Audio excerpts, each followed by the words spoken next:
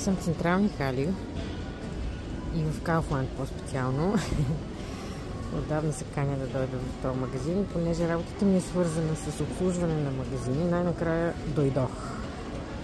Изключително впечатление съм. Искам само да покажа отляво и отдясно има пейки, на които хората могат да седнат и да си пазаруват. Иначе стоката е заредена, така че не се чувстваш като в Kaufland, ами просто все едно сминаш между сергиите. Тук сурови ядки. Вижте само напред фонтана. Зад него са надписите за различните секции, десерти, млечни, кисело мляко, деликатеси. О, вау!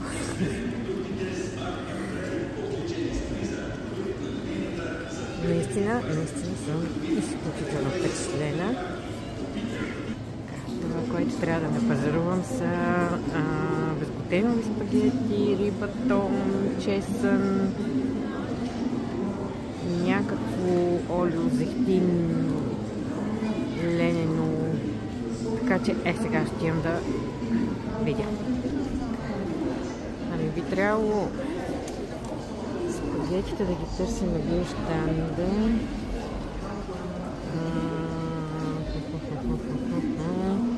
Също би трябвало да намеря тук и някакъв вид био зехтин или ленено семе, въобще масло от каквото и да е, което да замести олиото.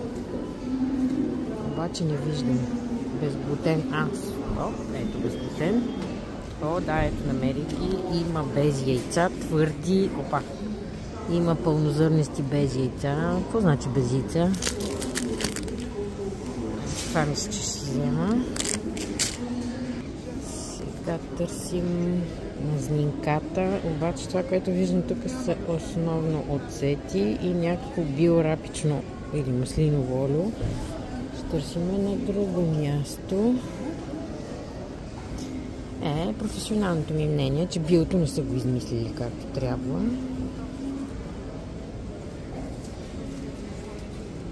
Или поне в частта мазнина. Някак си ми е разпиляно, разхвърлено или може би по-скоро... Не знам. Не мога да се ориентирам определено.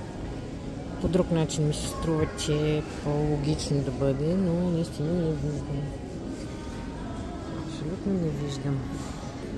Просто ще приема, че мазнинката, която аз търся, не е в биощанда, ами при мазнините, така че напред. На биото нямаше почти никой, ама елате да видите какво ще е на плод и зеленчук. Да видим, ето.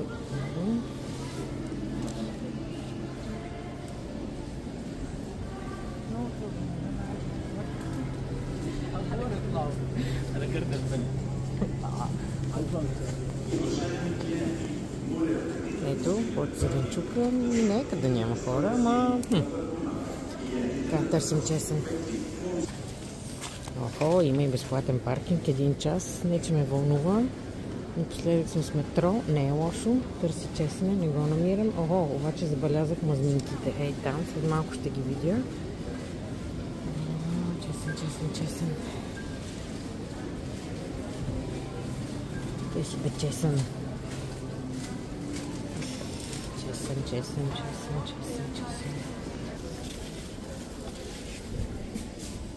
Ето го чесъна. Чесъна.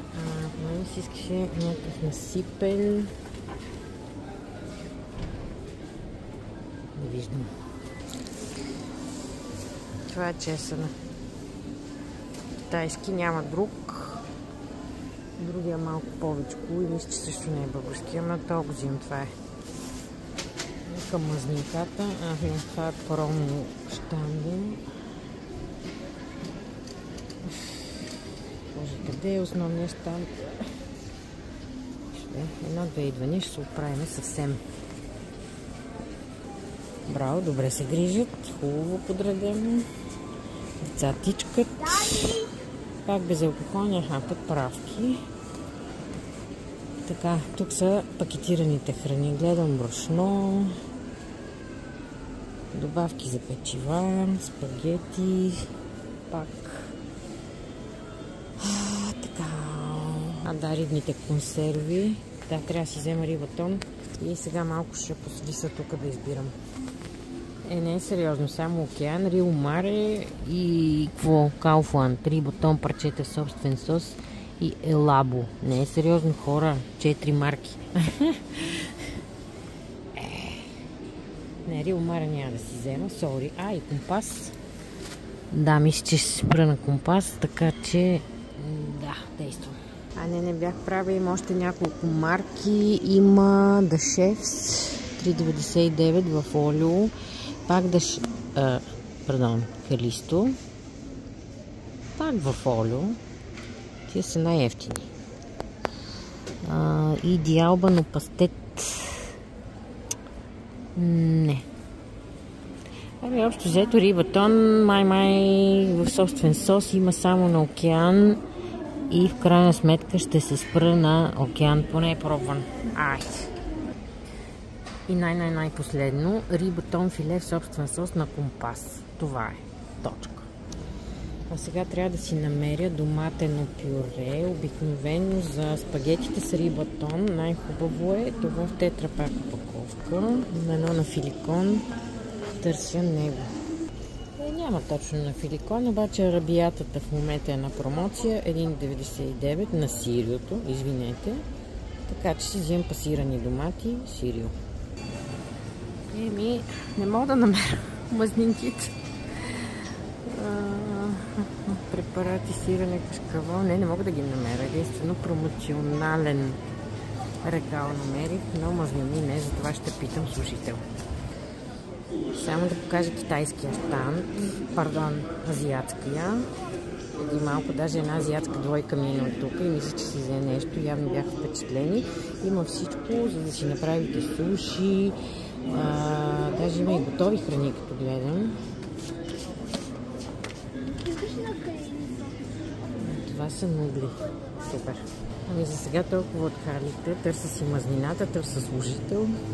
Вече е 6 часа, излизам от Кауфланд. Ето това е изхода. Много добре измислено. Насам. И насреща е джамията. Бюджет от 20 лева беше превишен с 5, защото си изкуших от едните лумби на промоция. Иначе намерих мазнинката. Още малко ще ви покажа. Това е началото на улица Пиротска. Иначе от Мария Луиза Мария Луиза до Екзархиосиф си е малко доджи. Има си всякакви физиомутри. Не бях идвала от детските си години. И тук вече изглежда малко по-цивилизовано. Това най-вероятно е паркинга с 1 час безплатно паркиране, ако пазаруваш.